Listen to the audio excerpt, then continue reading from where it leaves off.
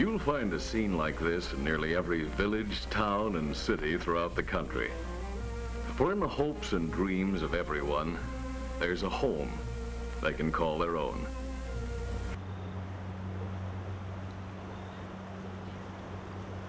Ambler, Pennsylvania, founded alongside the Wissahickon Creek, became a symbol of the Industrial Revolution, thanks in part to a new insulating material at the time, known as asbestos. Ambler was born from asbestos manufacturing, and it quickly became known as the asbestos capital of the world. However, the remains from this success still leaves an impact to today's residents of Ambler. My name is Sharon McCormick. I'm a founding member of Citizens for a Better Ambler. Asbestos was manufactured in this town for almost 100 years. It was a very large manufacturing facility called Keasbey and Madison. Keasbey and Madison was established at the turn of the 20th century. In the early 1900s, he was really booming and thriving at that point. And so the people in this town worked at the factory. Many of them became ill as a result of working there. He was the largest asbestos manufacturer in this country in the 1930s. They went out of business. They sold their factory to Nicolette, and Certainteed bought part of it. And Turner Newell was an English company that owned part of it as well. Nicolette was not allowed to dump their waste. They had to stop dumping their waste. Same with Certainteed. They weren't allowed to put it on the piles anymore because they had to cover up the piles. But when these other companies came in, they continued to dump their asbestos waste.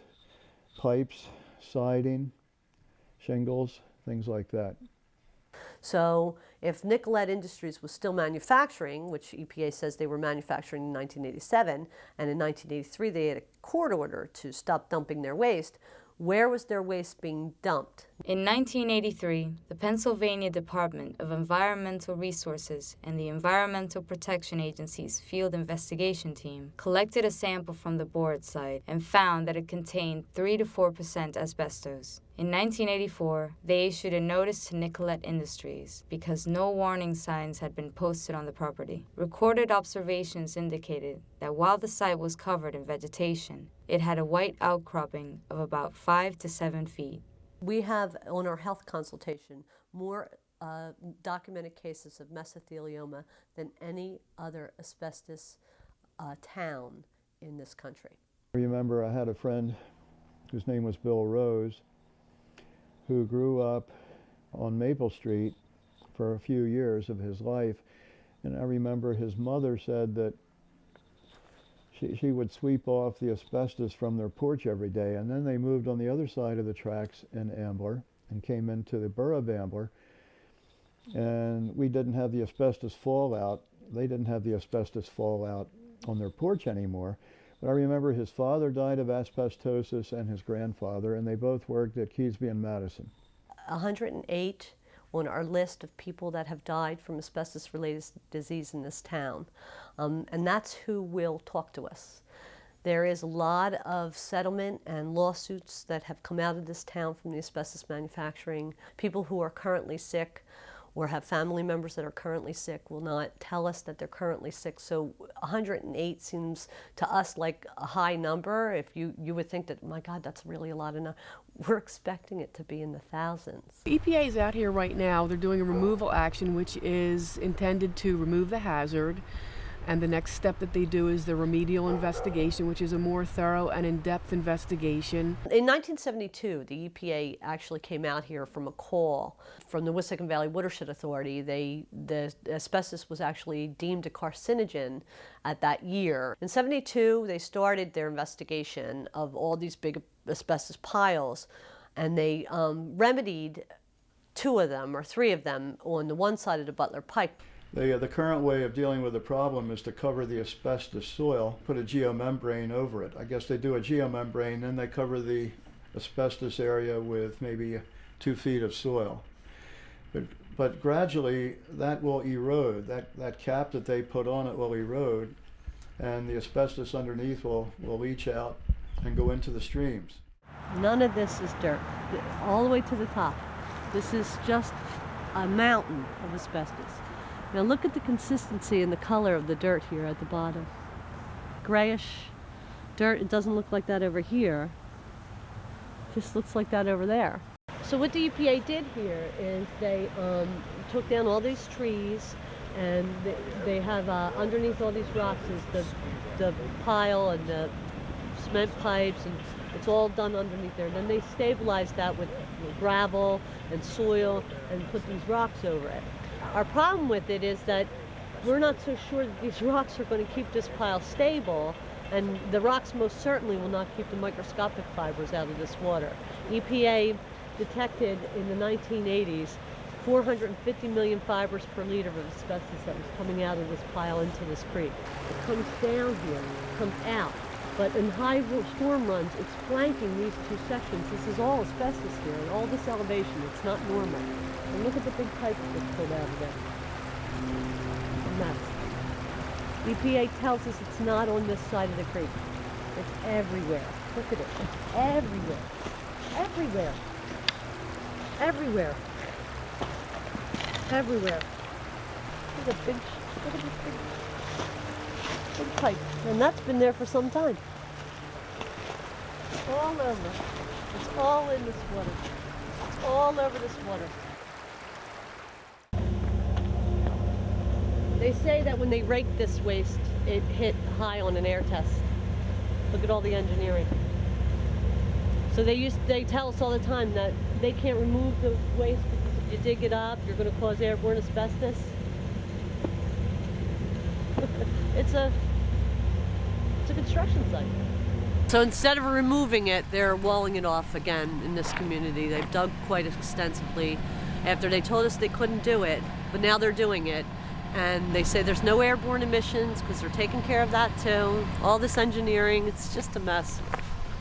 We have been asking the EPA for a couple of years now to address this waste more properly than just throwing dirt on it. We're not convinced that the dirt is the best remedy for that. We've asked EPA if they can show us the science on dirt being an adequate covering for asbestos, and they sent me a 1977 opinion page. While the factory exchanged corporate hands during its lifetime, it was soon abandoned after the lawsuit against Nicolette Industries. It still remains as a symbol of blight against the community. Numerous attempts have been made to rebuild and revitalize the plant in order to improve Ambler's image. However, inside of its empty structure, there still remains a hidden danger. A danger which some citizens choose to ignore. They ripped off the roof and took out the windows, and God knows what was being done inside, but we saw this all going on without dust suppression techniques, and this factory should be tented because it's all asbestos waste in here. And you can see still by that, they could just climb that fence and go right in there. They're in there every day. They climb right up in there. Kids are always trespassing in that factory. Not just the factory. They trespass on the piles that were remediated. They trespass on the piles that weren't remediated. Despite the signs, they're always cutting the fence. You can see this access to this fence is completely open. This is a violation. And they don't have any of the asbestos signs here either. That's all asbestos waste. It looks like there's more there than was there before. But now it's exposed to tarps off of it. Lift up and off. This is asbestos millboard here. That white, that's all asbestos. According to the EPA, the construction of all remedies, along with all approvals and documentation at the Ambler Asbestos Piled Superfund site, was completed in 1993. The site was then deleted from the National Priorities List in 1996. All of the reviews certified that the cleanup of the site continues to be protective of human health and environment. However, the 2007 5-year review recognized that although the site is protected as of now, there are no legally enforceable controls on the site to prevent future disturbances to the constructed caps and erosion controls. Citizens for Better Ambler started in 2004 in response to the Ambler Borough wanting to change the zoning code for a 6-acre asbestos site situated in the Ambler Borough. Many of the Ambler residents went to Borough Council on a Monday evening, and we all stood up and voiced our objections to the project. And later, after the meeting, we got together out front of Borough Hall and we exchanged addresses, phone numbers, and emails, and the group was hatched during that evening. And then when they pitched this high-rise development, we found out that the asbestos on this side of the street was not cleaned up or didn't have any kind of attention. When I first moved here in 1997, I didn't know at all that there was this type of situation right behind the house that I just bought. I found out about it ultimately because of a high-rise building they were attempting to build on the top of the asbestos site. I found out about it from one of my neighbors, Tim Hughes, who lives up the street at the top of Mount Pleasant and Marsh Road, who is kind of a co-founder of the CBA. And he put in my mailbox one morning a postcard with a depiction of what this building was going to look like in my backyard. The Ambler residents picked up the ball, and we started Citizens for a Better Ambler to oppose the ordinance change that would have been necessary in order for the high-rise to have been built. And that's why we did these petitions in the spring and the summer and the fall of 2005.